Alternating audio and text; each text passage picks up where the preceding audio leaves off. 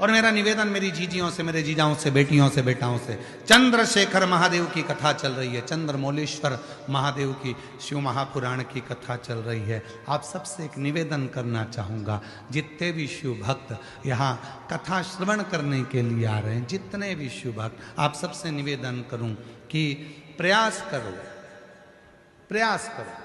आपके पास में अगर कोई रुमाल है, कोई नैपकिन है, कोई कुछ बैग है, पर्स है, उसमें एक चावल का दाना कथा के पूरे 7 दिन रखो और प्रैक्टिकल करके देखो।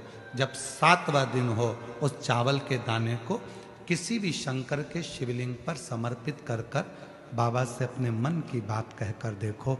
चंद्रशेखर की कथा तुम्हें रोग से मुक्त कर देगी, तकलीफों से दूर कर।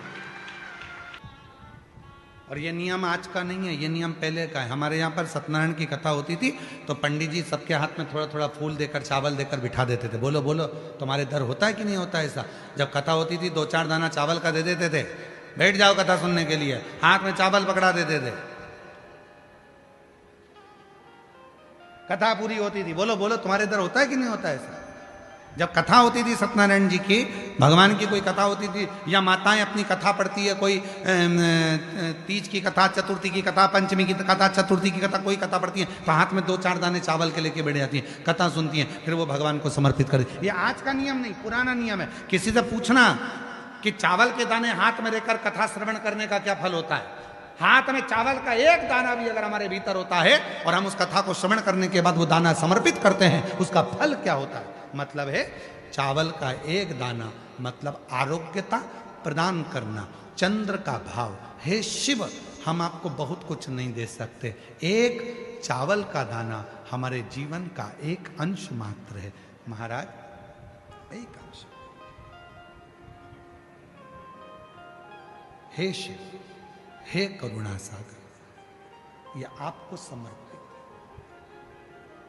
ये अंश,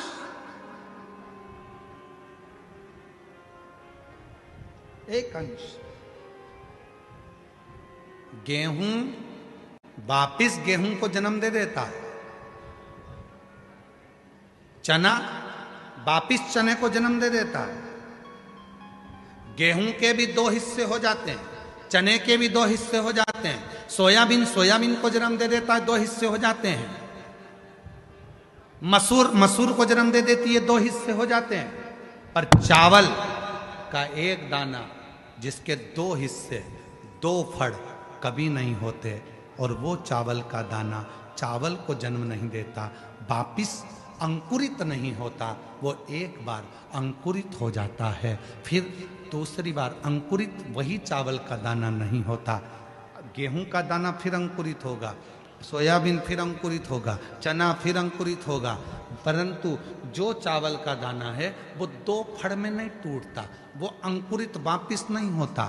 वो चावल का दाना एक बार शिव का हो गया, मतलब 2 भागों में नहीं बटा है। हे शिव, मैं एकाकार तेरे चरणों में हूँ, मैं फिर संसार सागर में तेरा होकर आया था, तेरा रहना चाहता हूँ, संसार सागर में अंकुरित नहीं होना चाहता, पूर्ण तेरा हो जाऊं, तुझ पर आश्रित हो जाऊं, तुझ पर समर्पित हो जाऊं। वो चावल का दाना हमें औषधि तक प्रदान करता है। सबसे पहला अन्न है चावल, अक्षत, सबसे पहला।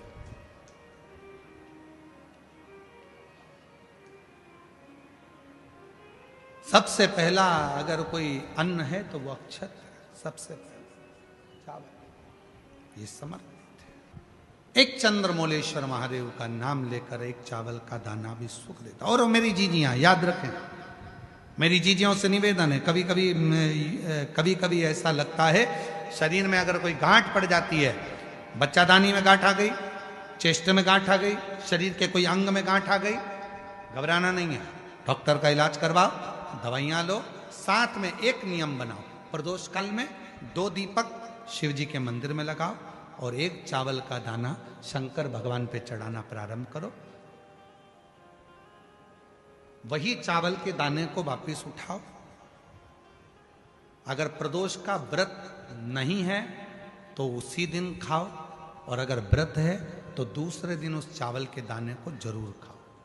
धीरे धीरे वो गठान जो शरीर के अंदर है वो गलना प्रारंभ हो जाती है। थोड़ा दिन करोगे आपको उसका फल प्राप्त होना प्रारंभ हो जाएगा। एक चावल का दाना भी चंद्र का प्रतीक है।